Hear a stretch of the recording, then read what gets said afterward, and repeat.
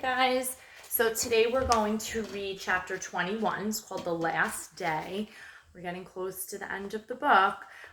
So last time we left off, Wilbur won a special award at the fair, and now it looks like they're getting ready to head back. So let's see what happens. Here we go. Charlotte and Wilbur were alone. The families had gone to look for Fern. Templeton was asleep. Wilbur lay resting after the excitement and strain of the ceremony. His medal still hung from his neck. By looking out of the corner of his eye, he could see it. "Charlotte," said Wilbur, after a while, "why are you so quiet?" "I like to sit still," she said. "I've always been rather quiet." "Yes, but you seem specially so today. Do you feel all right?" "A little tired, perhaps, but I feel peaceful." "Your success in the ring this morning was, to a small degree, my success. Your future is assured. You will live, secure and safe, Wilbur. Nothing can harm you now. These autumn days will shorten and grow cold. The leaves will shake loose from the trees and fall. Christmas will come, then the snows of winter. You will live to enjoy the beauty of the frozen world, for you mean a great deal to Zuckerman, and he will not harm you, ever. Winter will pass, the days will lengthen, the ice will melt in the pasture pond, the song sparrow will return and sing, the frogs will awake, the warm wind will blow again. All these sights and sounds and smells will be yours to enjoy, Wilbur. This lovely world, these precious days." Charlotte stopped. A moment later, a tear came to Wilbur's eye. "Oh, Charlotte," he said, "to think that when I first met you, I thought you were cruel and bloodthirsty." When he recovered from his emotion, he spoke again. "Why did you do all this for me?" he asked. "I don't deserve it. I've never done anything for you." "You have been my friend," replied Charlotte. "That in itself is a tremendous thing. I wove my webs for you because I liked you. After all, what's a life anyway? We're born, we live a little while, we die. A spider's life can't help being something of a mess. With all this trapping and eating flies, by helping you, perhaps I was trying to lift up my life as a trifle. Heaven knows anyone's life can stand a little of that." "Well," said Wilbur, "I'm no good at making speeches. I haven't got your gift for words, but you have saved me, Charlotte, and I would gladly give my life for you. I really would." "I'm sure you would, and I thank you for your generous sentiments." "Charlotte," said Wilbur, "we're all going home today. The fair is almost over. Won't it be wonderful to be back home in the barn cellar again with the sheep and the geese? Aren't you anxious to get home?" For a moment, Charlotte said nothing. Then she spoke in a voice so low, Wilbur could hardly hear the words. "I will not be going back to the barn," she said. Wilbur leaped to his feet. "Not going back?" he cried. "Charlotte, what are you talking about?"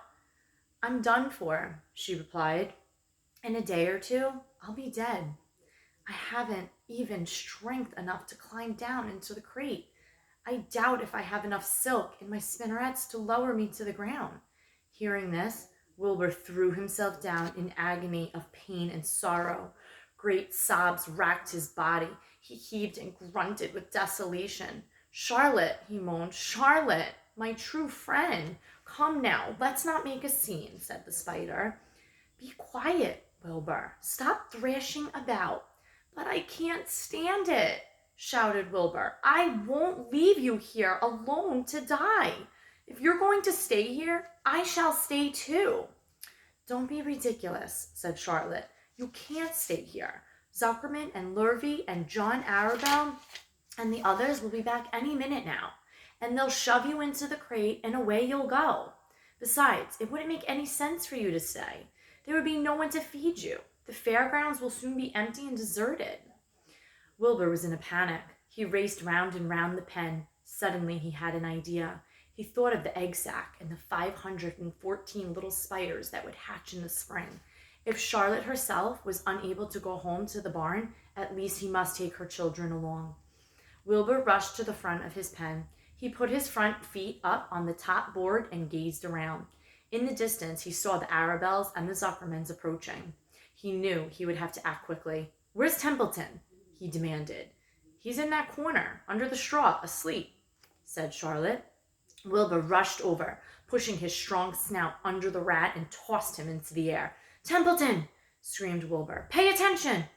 The rat, surprised out of his sleep, looked first dazed, then disgusted. "What kind of monkey shine is this?" he growled. "Can't a rat catch a wink of sleep without being rudely popped into the air?" "Listen to me," cried Wilbur. "Charlotte is very ill. She has only a short time to live. She cannot accompany us home because of her condition. Therefore, it is absolutely necessary that I take her egg sac with me. I can't reach it, and I can't climb. You are the only one that can get it. There's not a second to be lost. The people are coming. They'll be here in no time. Please, please, please, Templeton, climb up and get the egg sac." The rat yawned. He straightened his whiskers, then he looked up at the egg sac. "So," he said in disgust, "so it's old Templeton to the rescue again, is it? Templeton do this, Templeton do that. Templeton, please run down to the dump and get me a magazine clipping. Templeton, please leave me a piece of string so I can spin a web." "Oh, hurry," said Wilbur. "Hurry up, Templeton."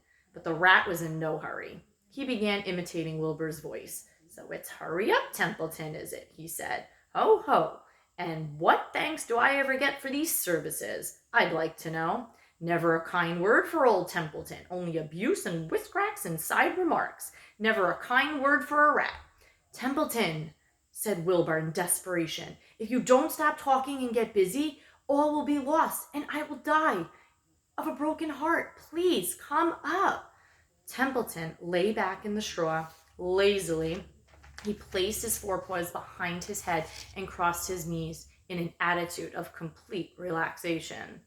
"Die of a broken heart," he mimicked. "How touching. My. I notice it's always me you come to when in trouble, but I've never heard of anyone's heart breaking on my account. Oh no, who cares anything about old Templeton?" "Get up!" screamed Wilbur. "Stop acting like a spoiled child." Templeton grinned and lay still.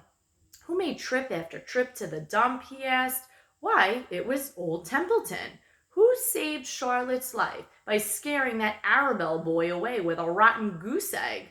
Bless my soul, I believe it was old Templeton. Who bit your tail and got you back on your feet this morning after you had fainted in front of the crowd? Old Templeton. Has it ever occurred to you that I'm sick of running errands and doing favors? What do you think I am anyway? A rat of all work?" Wilbur was desperate. The people were coming, and the rat was failing him. Suddenly, he remembered Templeton's fondness for food. "Templeton," he said, "I will make you a solemn promise. Get Charlotte's egg sac for me, and from now on, I will let you eat first when Lurvy slops me. I will let you have your choice of everything in the trough, and I won't touch a thing until you're through." The rat sat up. "You mean that?" he said. "I promise. I cross my heart." "All right, it's a deal," said the rat. He walked to the wall and started to climb. His stomach was still swollen from last night's gorge. Groaning and complaining, he pulled himself slowly to the ceiling. He crept along till he reached the egg sac. Charlotte moved aside for him. She was dying, but she still had strength enough to move a little. Then Templeton bared his long, ugly teeth and began snipping the threads that fastened the sack to the ceiling. Wilbur watched from below. Okay, so here is Templeton. Okay. "Use extreme care," he said. "I don't want a single one of those eggs harmed." Fifths in my mouth," complained the rat. "If worth than caramel candy." But Templeton worked away at the job and managed to cut the sack adrift and carry it to the ground, where he dropped it in front of Wilbur. Wilbur heaved a great sigh of relief. "Thank you, Templeton," he said. "I will never forget this as long as I live." "Neither will I," said the rat, picking his teeth. "I feel as though I'd eaten a spool of thread. Well, home we go." Templeton crept into the crate and buried himself in the straw. He got out of sight just in time. Lurvy and John Arabelle and Mr. Zuckerman came along at that moment, followed by Mrs. Arabelle and Mrs. Zuckerman and Avery and Fern. Wilbur had already decided how he would carry the egg sac. There was only one way possible. He carefully took the little bundle in his mouth and held it there on top of his tongue. He remembered what Charlotte had told him, that the sack was waterproof and strong. It felt funny on his tongue and made him drool a bit, and of course he couldn't say anything. But as he was being shoved into the crate, he looked up at Charlotte and gave her a wink. She knew he was saying goodbye in the only way he could, and she knew her children were safe. Goodbye, she whispered. Then she summoned all her strength and waved one of her front legs at him. She never moved again. Next day, as the Ferris wheel was being taken apart and the racehorses were being loaded into the vans and the entertainers were packing up their belongings and driving away in their trailers, Charlotte died. The fairgrounds were soon deserted. The sheds and buildings were empty and forlorn. The infield was littered with bottles and trash. Nobody of the hundreds of people that had visited the fair knew that a gray spider had played the most important part of all. No one was with her when she died. Oh, it's a sad chapter. All right, so very sad. We only have one chapter left in the story, so we'll see how everything ends. But that was a very sad chapter. I hope you guys are still enjoying the story, and look forward to how it's going to officially end tomorrow. Okay, so miss you guys.